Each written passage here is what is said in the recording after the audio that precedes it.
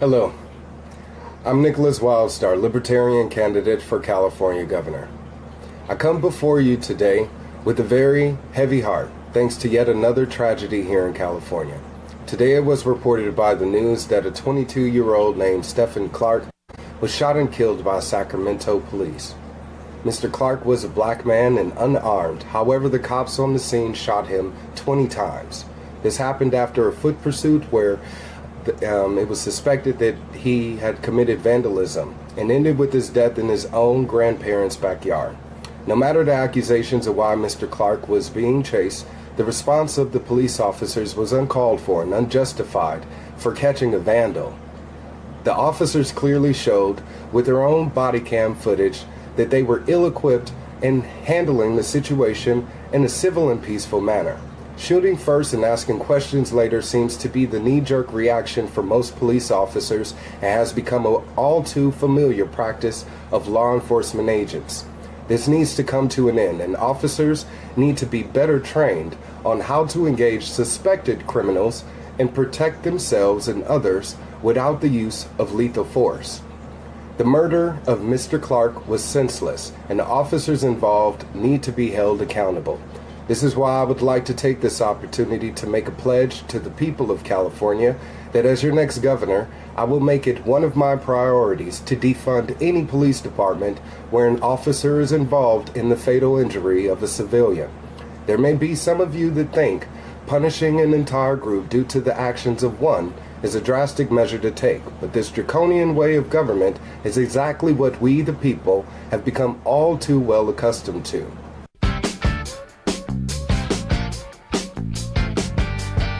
You're listening to Power Talk 1360 and 1280. Here again is Kevin Fox. As it did for many of us, Nickolas Wildstar says that his life was transformed and changed September 11th. He says that was a turning point because at this stage of his youth, he was on a path of discovering himself and the ways of the world. He then became inspired after being a news junkie like me. Watching 2020 and Nightline and, you know, the news junkie shows. He became inspired by the hacktivist group Anonymous. And then his favorite movie, V for Vendetta, which many of you have seen. That's the Guy Fawkes movie. He joins us now. Nickolas, I appreciate your time today on the program. You've reached out to me a couple of times. I've had a chance to look at your website, and I find that video that was just a clip of. I find that a little bit curious. Let's start with where in California are you? Or where are you based out of? L.A. or Sacramento or? I'm actually in Orange County now. Orange County. Okay, so I'm trying to get a gauge and a perspective on where you're coming from with that. And there is a large sort of, I guess, the hacktivist, the anonymous type, you know, activist movement down in San Diego, Orange County, and the Los Angeles area as well. Oh, yeah. Let me ask you, first of all, you're running your campaign on the standard Libertarian platform. Matter of fact, your website kind of links over to the Libertarian Party website, and it lays all those things out.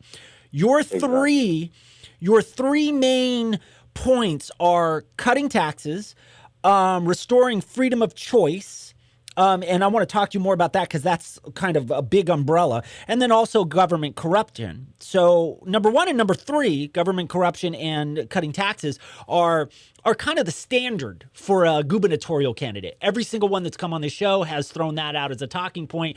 You know, when a candidate gets elected, they never get it done. You know what I mean? But I want to talk to you about restoring freedom of choice because one of the things you cite is the lawful use of marijuana or even caffeinated drinks. So I take it then you are pro Proposition 64, the legalization of marijuana. Oh, yes, absolutely. I think it's a bad law, but it's just a start. And I would love to have an opportunity to repeal all of those extra provisions that prevent people from being able to experience, you know, marijuana freely, and as well as be able to have more businesses be able to offer the product to more people. It's definitely a way for the state of California to create and generate more wealth and jobs in the state, and get this economy going, and hopefully get us out of the red and bump us up for the sixth largest economy in the world to maybe the fifth. Yeah. See, so you subscribe to to taxing it. No, I do not at all. Most of the taxes here in the state against the product can reach up to 30%, depending on where you are. So I do not agree with taxing it at all. However, since we do need to generate some bit of the revenue to get us out of the red, that consumptive tax, that voluntary tax that we pay when purchasing products, could definitely be minimized. I believe if we were to even that out statewide at 7%, again, since it varies city to city, county to county, et cetera, then we would give the opportunity for purchasers to be able to buy products at a lower price, but yet still be able to generate some bit of a revenue so we can get the state out of debt. Government gets its money from the people, and it's sad that a lot of people have this false misunderstanding that for some reason a government gets its money from somewhere other than them. No, the projected budget by Governor Jerry Brown is nearly tipping $200 billion. That's $billion, $200 billion for this year alone. And that'll be money taken away from the people of this state. And I feel like it could definitely be better spent if it was left in their pockets, which is why I am definitely going to be cutting taxes. One of the first taxes I would love to cut is the employment tax on people's paychecks. So the income tax could be cut to 0%. It's currently 13%, which is one of the highest in the nation. And there's larger states like Texas and Florida that don't operate off a income tax at all. So I believe that the people of the state could definitely use a reprieve, especially those hard workers of the state that are working paycheck to paycheck just to keep the table and the roof over their head. So if we want to keep businesses in this state, I definitely think we should end the double dip taxes against businesses. That makes the business environment extremely volatile and strenuous on those smaller businesses that would love to have an opportunity to grow. Businesses are paying taxes for a business, but then being taxed personally themselves. So it just makes it very difficult. And definitely for the homeowners, they need a little bit of reprieve as well. I don't think there should be any reason that they should be charged property taxes. If you're going to buy your home, it should be your home. You shouldn't have to continue to pay tax on a product that's yours. So the property tax could be eliminated altogether and, again, give the homeowners in this state an opportunity to be able to create some equity from their investment. Let me ask you this, Nickolas, because I agree with much of that. I'm conservative with libertarian dent, so I agree with much of that. I too believe that very often taxation is theft. But in all of that cutting of the taxes, which I'm sure will get your name ticked at the poll. But how, as governor, would you go about funding the government? How would we fix roads, and how would we, pay our teachers? How would you deal, for instance, how would you deal with the bloating public pension fund CalPERS? Well, it could definitely be paid off on a local level when it comes to education and any other type of social services, emergency services. If you look over at Cali Mesa, who's currently under a Libertarian governor right now, Jeffrey Hewitt, and through the assembly there, was able to get the fire department there on a private income. They're no longer funded by taxpayers. They're completely independent. And I think that could be done and be used as a model statewide for those types of services. And that projected $200 billion spending bill that I just told you about, that's definitely needs to be cut altogether. We shouldn't be spending that amount of money. So there will be a cut in spending first, along with those tax cuts. And one of the things I would like to do first and foremost is have an audit of the state's finances done. That way we can know exactly where our money has been going this time, what taxes have been effective, where we need to focus more on spending versus, giving more people money, because that's exactly what's happening. Here in the state of California, the pay for police is the highest in the country. We're rated number one.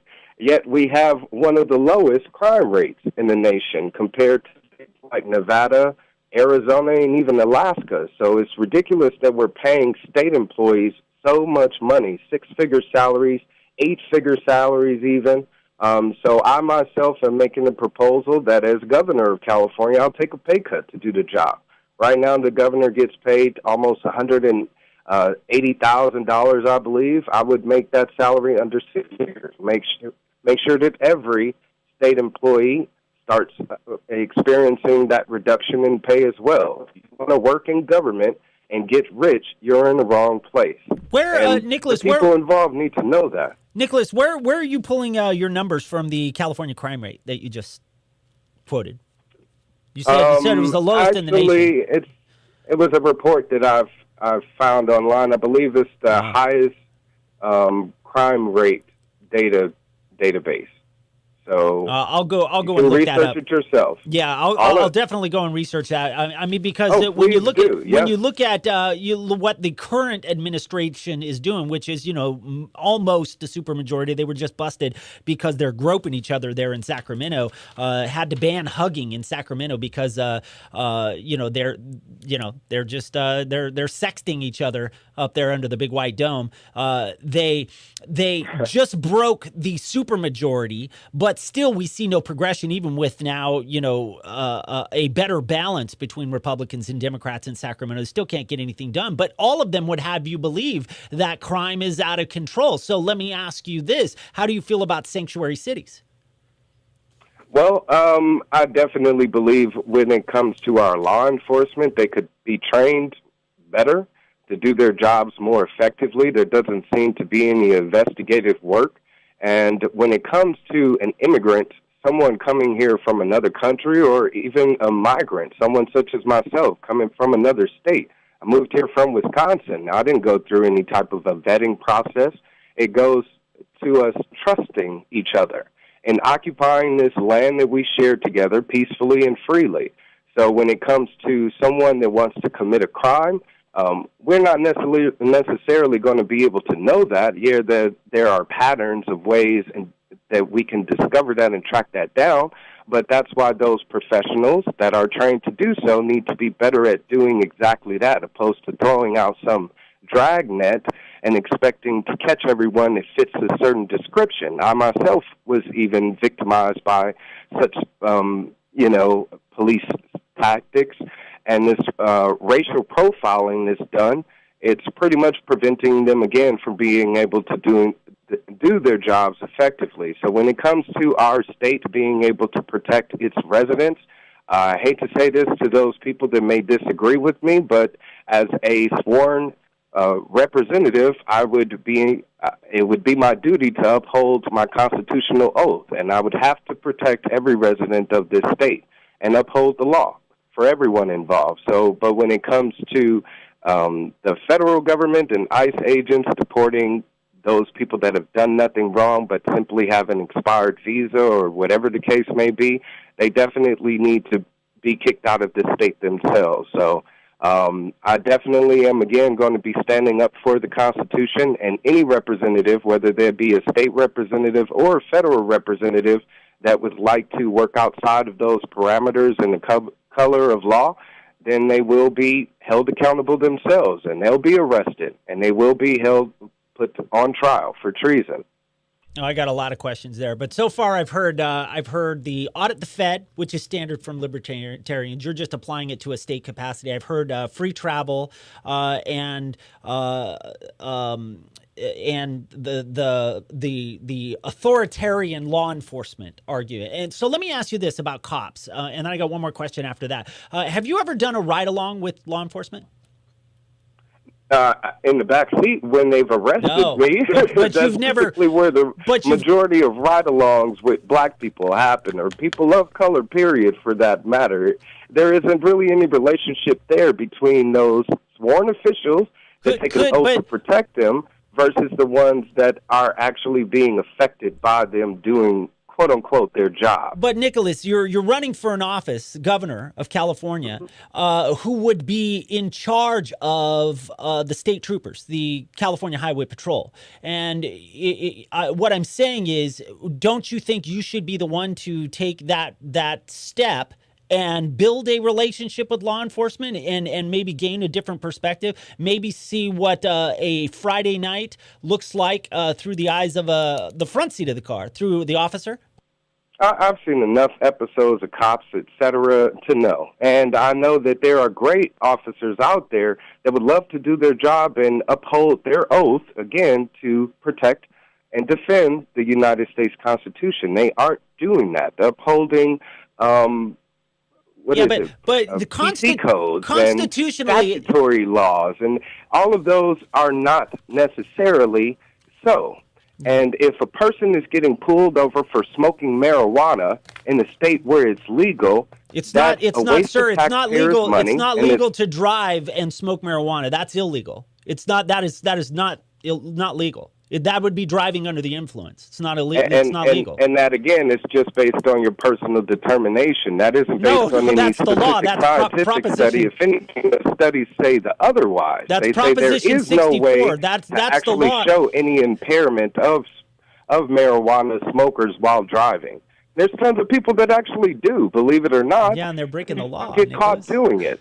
So to automatically assume that there needs to be some application of this unnecessary law that is, again, unconstitutional, and as long as the officer is swearing to uphold that and do their job and are acting honorably within those ranks, then that's all that matters.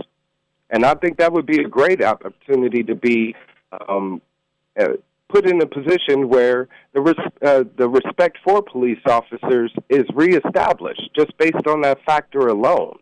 Let me ask you this. Again, on your website, part of the platform kind of links directly over to the Libertarian Party. And, of course, there it states that you believe everybody has the right to protect themselves by carrying a gun ownership. So you're pro-guns in that capacity. But you say in this video that I played that clip from that you would defund police departments involved in an officer shooting. And, again, I'll cite just the date on this is the 16th right here in our area, Keys, California, which is just literally 10 minutes down the road. California Highway Patrol officer was involved in a shooting where he pulled over a vehicle on the side of Highway 99, and that vehicle ultimately ended up in a shooting. So I don't need to go into all the details there. It was the vehicle crashed, the officer was in pursuit, and the person in that vehicle pulled a weapon on them, and then that officer was involved in shooting. Now, as governor, you would be in charge of the California Highway Patrol. They would be charged with protecting your life. Would you still consider defunding the California Highway Patrol? Absolutely. If they were involved in the shooting where they were initiating that incident and using aggression, such as the shooting that happened last weekend with in Sacramento? Mr. Stephen Clark in Sacramento, precisely. That is an incident where he was suspected of a crime. I'm choosing my words here wisely for a reason. Of course, if an officer is put in a position to where they're being threatened and have to protect themselves, by all means, please do. But also at the same time, their reaction needs to be to disable that person opposed to fatally injuring them. That seems to be the standard here is, tap them twice, once in the chest and once in the head. And that's the wrong way to be training our police officers to respond when their first line of duty is to protect the individual. If the officer is afraid of himself and his own life being on the line, he's in the wrong field because that comes with the territory. You know your life is on the line. What you're doing is you're putting your life on the line for others. That's exactly what I'll be doing as governor of California, and I hope that would inspire the officers of the state to continue to do exactly that. Only, again, staying within the parameters of the Constitution, which is defined by law. That's it. So, well, I got a lot of questions about that, but I'm going to run out of time. And we'll definitely have you back because it's actually really fascinating and it's fun. I really like you, man. I really do. It's good to know. I'd be happy to come back. This is a lot of fun, and I'd like to dissect some of this stuff as well. I don't find it outlandish, and I am not giving you lip service. I really like you, and I think that you're firm in your beliefs and stance. I just think that, it's kind of Swiss cheeses in practicality because, like I said, I would encourage you to maybe volunteer in your area and go to ride along and see what these guys deal with. Again, I've had my own instances. For instance, my wife and I, a little bit after we had gotten married, we were in a car accident. I just bought a new car to replace the car that we had an accident in, and I didn't have any plates. I bought it from a private dealer off of Craigslist. So I'm driving this car down Laguna Beach, where I was working at the time, and was pulled over for having the tail light out, which shouldn't be any problem to anybody, but thanks to this traffic code violation, it is not a law, it's a traffic code. It does not apply to us private citizens, only to commercial drivers, but that's a little bit of legalese, understanding that you have to dive deeper into. But once I'm governor, I'll be able to change that. Anyways, I get pulled over for having the tail light out, and the cop pulls me over, informs me of this, and says, I'll let you go, but first, may I see your ID? This is typical standard so they can run my background to see if I have any warrants, etc., to interrogate me further. I asked him, did he have any probable cause? To which he said no. I said, well, okay, according to the Constitution, which you swore to uphold, the Fourth Amendment says I have a right to be secure in my property. He didn't want to respect that. He said, oh, really? Where does that say that? I had to break it out and read it to him. This one incident turned into 8 cops coming on the scene, pulling out my wife and I out of our cars forcefully and arresting us both. For what reason? A simple traffic stop where no crime was involved whatsoever. And this video is on YouTube, so if anybody would like to find that, please look me up on YouTube. I'm definitely going to go check that out because I've seen those videos as well, with the hashtag don't talk to cops, which is my motto as well. If you don't want to get in trouble, just don't divulge information. Nickolas, I appreciate all your time today. I'm going to, we'll reach out to you again and we'll have you back on the program because I got tons of questions. I would love that. Thank you so much for having me on, Kev. I appreciate it, man. We'll talk more, bro. I'll send you an email and probably some more questions and I'll let folks know what you say on that as well. So appreciate all your time. Absolutely. All right. Well, thank you for your time, and you next time. Okay? All right, man. It is the Kevin Fox Show, Power Talk 1360, 1280. See, I wish we're going to have to get him up here and bring him into the studio. It's Kevin Fox Show. Phone lines 551-3483. It's 209-551-3483. We'll be right back.